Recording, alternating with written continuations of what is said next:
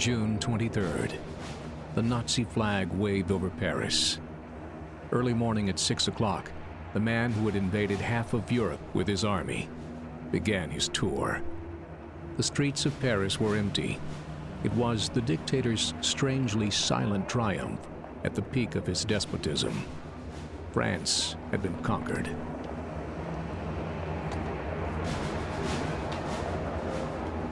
Hitler must have taken the invasion of France as an enormous victory. What's more, his own personal victory. The campaign of revenge had begun, like so often, with a lie. As the leader of the people, in this moment I can only thank God that He has blessed us so wonderfully in this first hard fight for our rights. Let us pray that in the future everybody chooses the right way, not only in the interest of the German nation, but in the interests of all Europe and happy peace. One officer from the general staff addressed his plan to the highest level. Hitler's generals didn't listen to him. His name was Erich von Manstein. Hitler expropriated the Manstein plan. The attack from the north was only a feint. Manstein wanted to send tanks from the east. A sickle cut through the Ardennes, through nearly impassable areas, but the warlord had to wait. He postponed the date of the attack 29 times. Had I taken care of France in 1939, the world's history would have worked out differently. This way I had to wait till 1940, up till May, till the 10th, the first nice day. That day I attacked immediately. There was no mercy for France. In 6 weeks, the German war machine rolled down the country. The French were not prepared for such a war.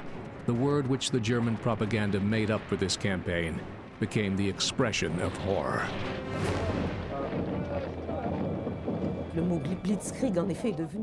We learned the expression blitzkrieg very early. This war really affected us like lightning. It was fast, and the way it happened, we were numb. The Wehrmacht General Staff reports, the French front has totally collapsed. News of the elimination of the ancient enemy made the Führer dance. This day, German propaganda showed victims of the lightning war as well. Badly injured soldiers prepared for a visit from the Führer. Hitler was as popular among his soldiers as never before, and never again. The generals sang the praises of the First World War corporal. One of them, without irony, made up a new rank for the warlord.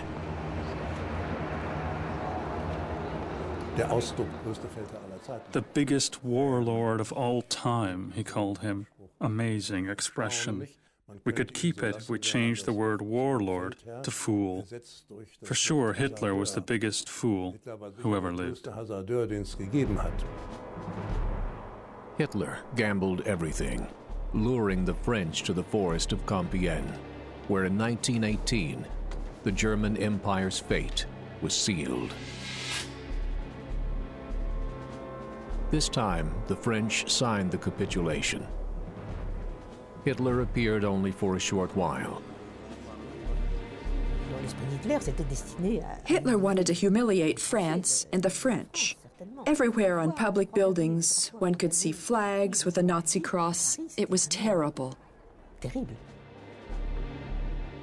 Huge march of triumph on Champs-Élysées. Hitler arrived to Paris early morning, inconspicuously. The Dome, Les Invalides. The French had buried their conqueror Napoleon there. He too once had the whole of Europe at his feet, and then he failed.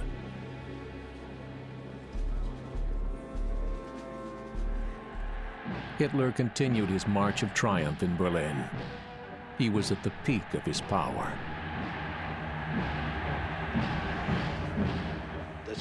I saw it even among my acquaintances. They prayed to Hitler, not for Hitler, but to Hitler. .